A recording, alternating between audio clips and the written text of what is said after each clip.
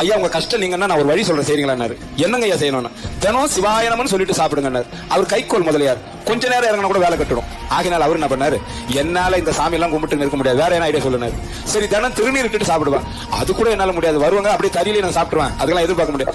திருநீர் இட்டவங்களை பார்த்துட்டாவது சாப்பிடுறியா, இது கொஞ்சம் எளிமையா இருக்குது, இது ஒன்னா ஒத்துக்கிறேன்ட்டாரு அவர். அப்போ அவர் எதை வச்சு சொன்னார்னா, அவர் வீட்டுக்கு எதிரிலே ஒரு கொயவன் ஒருத்தர் இருக்கிறார் கொசவன். அவர் என்ன பண்ணாரு, அந்த திருநீர் தினம் தரிப்பார் என்ற ஒரு தைரியத்தினால அவரை பார்த்துட்டு நம்ம சாப்பிட்டுக்கலாம் ஒத்துக்கிட்டாரு. தினம் இதை பார்த்துட்டு சாப்பிட்டாரு சொன்ன வாக்குக்கு. அன்னைக்கு அவர் மண் எடுக்க போயிட்டாரு, உழ மண்ணு. அட இவனை நம்பி இந்த வார்த்தை விட்டா இவன் எங்க போனான்னு தெரியல. நம்ம இப்ப பசி எடுக்குது, நான் என்ன பண்றது, பார்த்துட்டு வந்து சாப்பிடணுமேனுட்டு அவன் எங்க போய்க்கிறான்னு வீட்டுல போய் கேட்டாரு. அவர் மண் எடுக்க போயிட்டாருன்னா இவர் வேகமா ஓடுறாரு பசியில, அவனை பார்த்துட்டு வந்து சாப்பிடலான்னு.